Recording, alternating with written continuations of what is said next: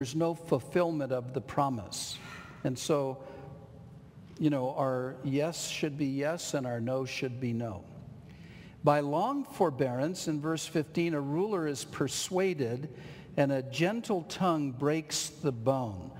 When it says long forbearance there, it means self-restraint, and it means gentle speech. When a person can restrain themselves from, how often we don't restrain ourselves, and how often we wish we had merely exercised a little bit of self-control, and how often we wish we could redo something that we've done, redo a whole portion of our life, or redo an incident.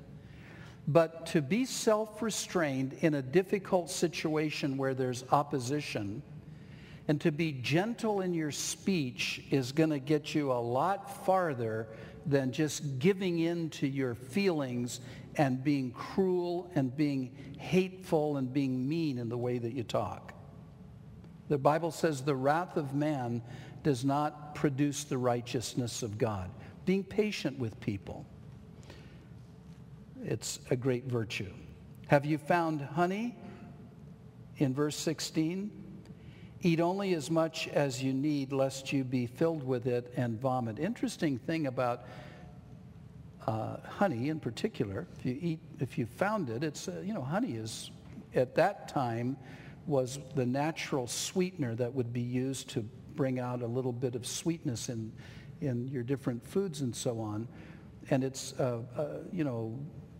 was greatly sought after. And let me have a little extra of that honey. But if you found it, he said, only eat as much as you need, lest you be filled with it and vomit. So too much of a good thing is not good for you. And that's what they're saying here, what God's saying.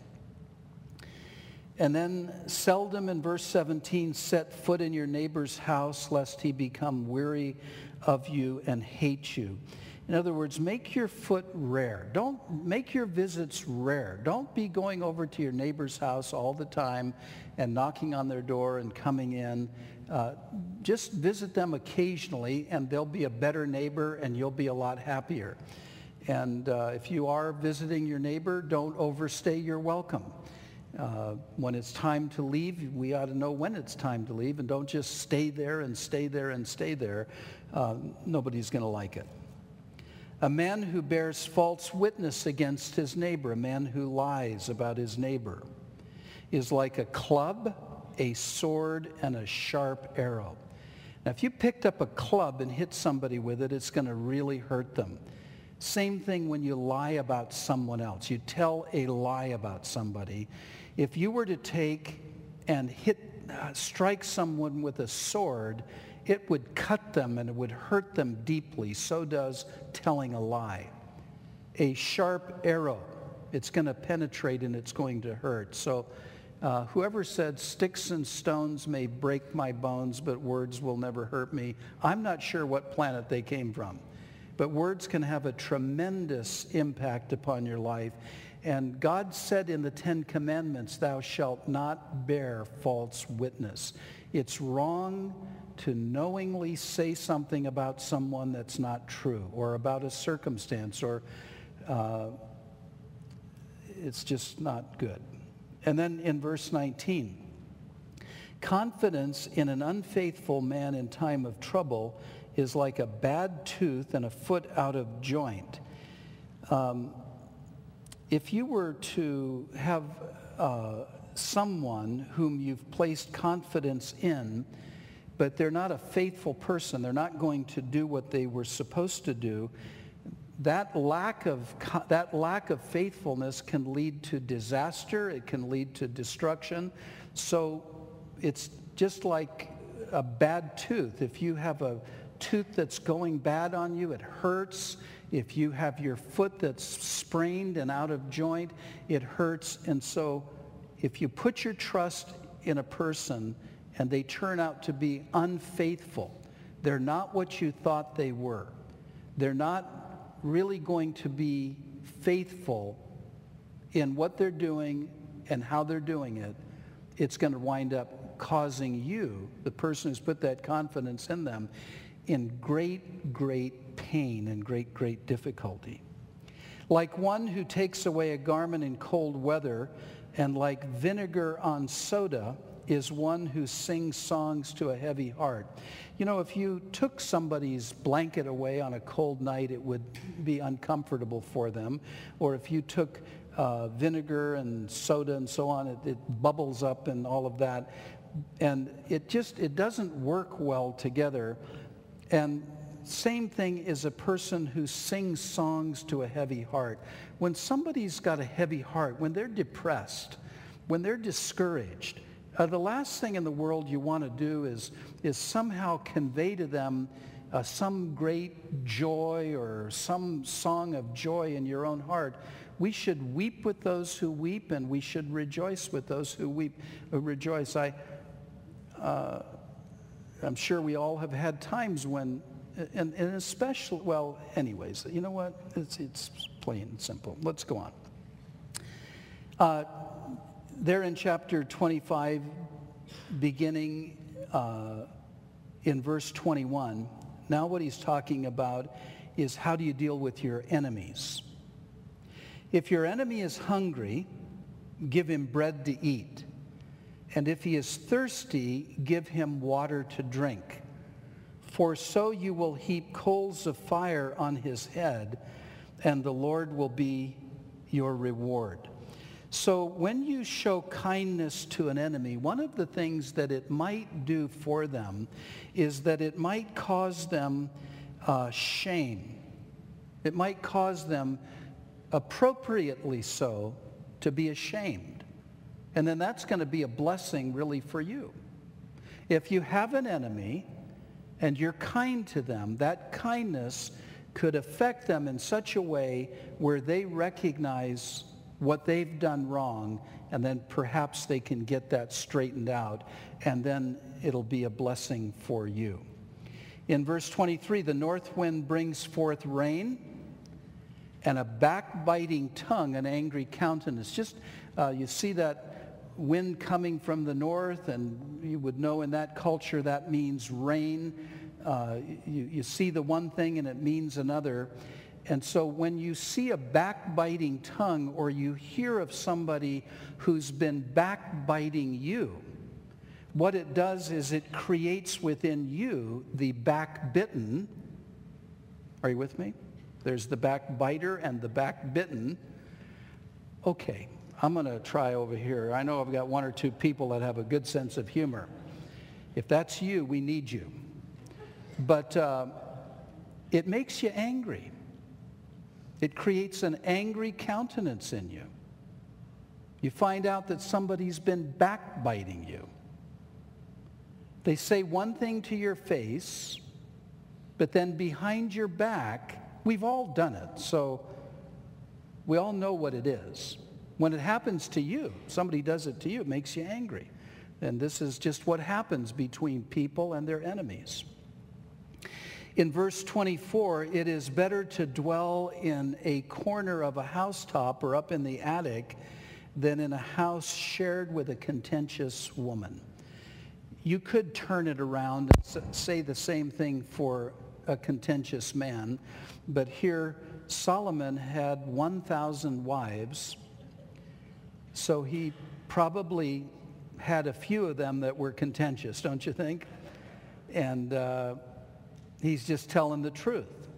If you're living with a woman who's contentious, and she wants to fight and she wants to stir up trouble, it'd be better for you to go live up in an attic all by yourself. As bad as that is, living in an attic, it'd be better to be there than to share your household with a woman who's causing trouble.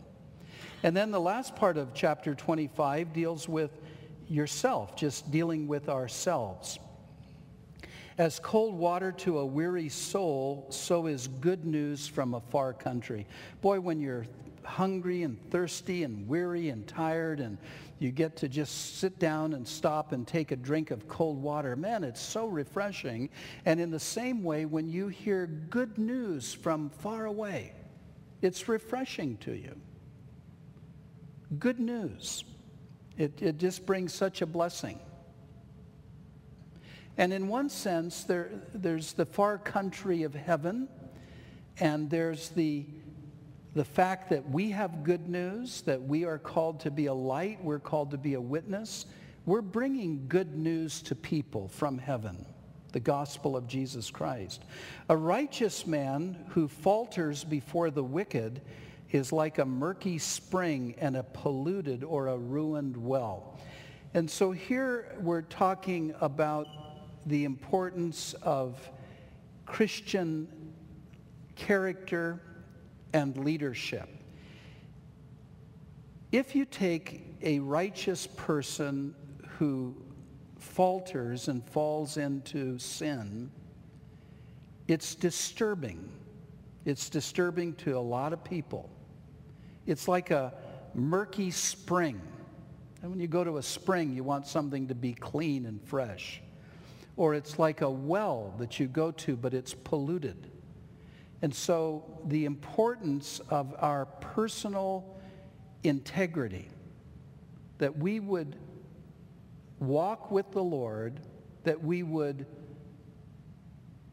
put aside the weights that so easily beset us and the sin which so easily besets us. You know, God doesn't condemn us for our sin. What he does is he convicts us. And that conviction is to make us understand what's really going on. And that's a very difficult process. It's a very painful process to come under conviction.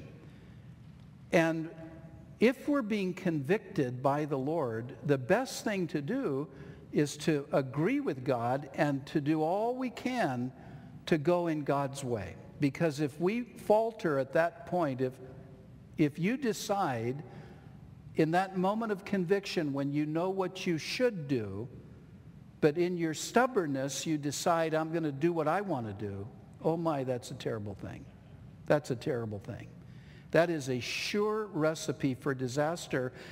And a person at that point is not thinking about the effect of their failure. They're only thinking about what they want to do. And they're stubborn and want to go in their way. They're not thinking, what's this going to do to my wife? What's this going to do to my children? What's this going to do to my church? What's this going to do to my pastor? What's this going to do to my co-workers? What's this going to do to people in the community that I know? The faltering of a righteous person, there's a big, big, big price to pay. And so these are Proverbs that deal with ourselves, to be careful. In verse 27, it's not good to eat much honey, so to seek one's own glory is not glory. So just like it's not good to have too much honey, it's also not good to become too engrossed in your own honor. You know, everybody has some honor in life. I can think of people in this room who, if you just listen to, well, what did you do?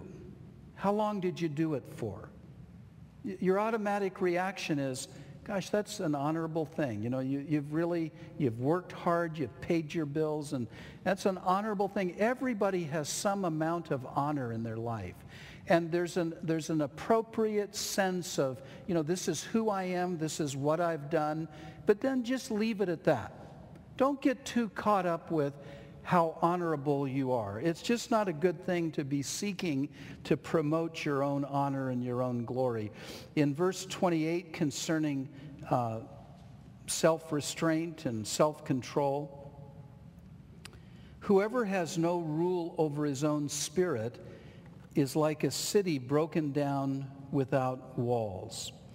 A person without self-control is an easy victim when attacked by his own desires and his own impulses.